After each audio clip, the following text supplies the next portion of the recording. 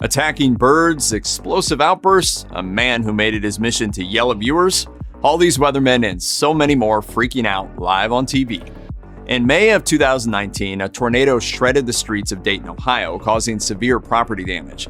Luckily, the locals can't say the alarms weren't sounded thanks to the assertive efforts of Fox 45 weatherman Jamie Simpson. Not everyone was so happy about it, however. The weatherman's live reports, made several hours before the tornadoes rushed through, happened to cut into the airing of The Bachelorette, and the fan base expressed their frustration via social media. Rather than ignore these complaints, Simpson flipped out at the selfishness of the reality show's fans. No, we're not going back to the show, folks. This is a dangerous situation. I'm done with you people. I really am. This is pathetic. Aggressive? Sure. Necessary? Yes. The tornado ended up claiming 1 life, destroying a wide swath of central Ohio and injuring 12, according to Today. When Simpson's clip went viral, Dayton locals praised Simpson on social media for his dedication to making sure the message got out there, and fellow weathermen, including Al Roker, voiced their support. While Simpson certainly did make a scene, this is a rare instance where he was totally justified, and even quickly apologized to boot. All right, I'm sorry I did that. It just really bothers me that we have people that don't care about other people's safety around here. People were warned, lives were saved, and the fact that Simpson's clip went viral only brought more publicity to the dangerous weather conditions. Good for him.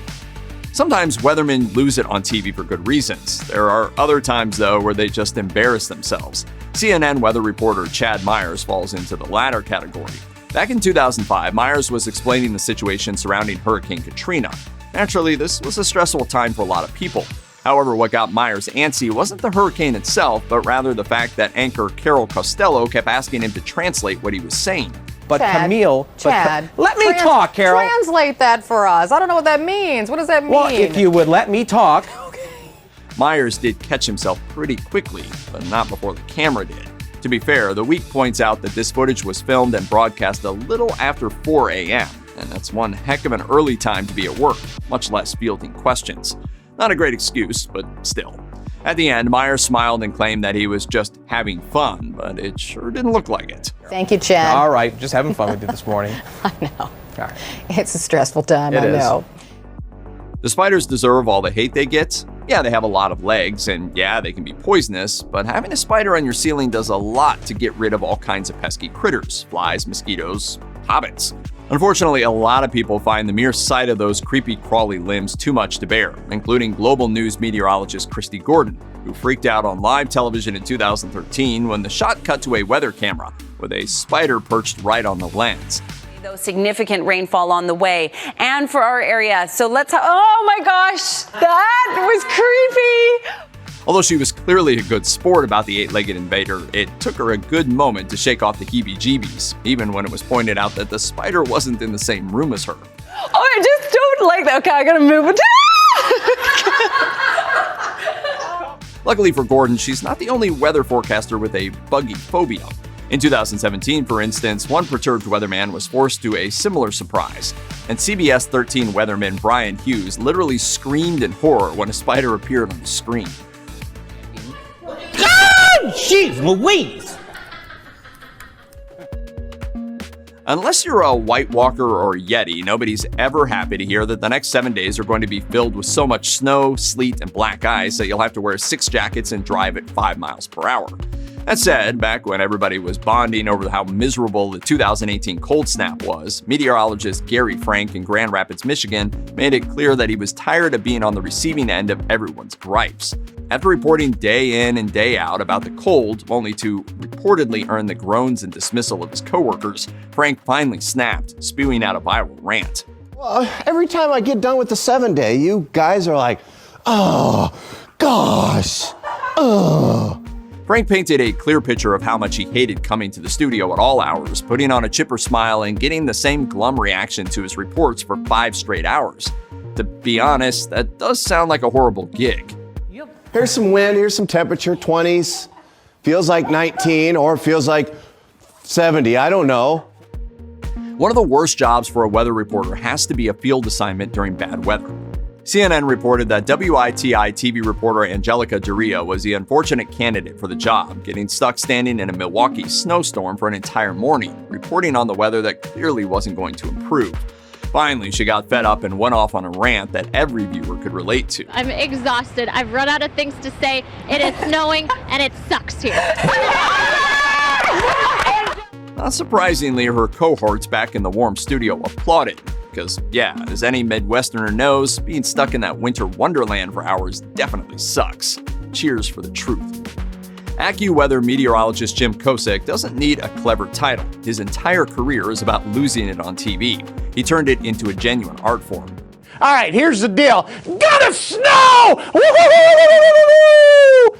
Kosek's performance art, a steep contrast to the professionalism of his surroundings, is astonishing, terrifying, and impossible to look away from. Who don't want their forecast from a block of cheese? Back when he started reporting for AccuWeather in the 1980s, Kosek's weather reports were the boring, straight-laced segments you'd expect. But at some point, everything changed for the better. Okay, picture this. You're watching the morning news one day when suddenly the weatherman erupts into a blood-curdling scream. Is the south.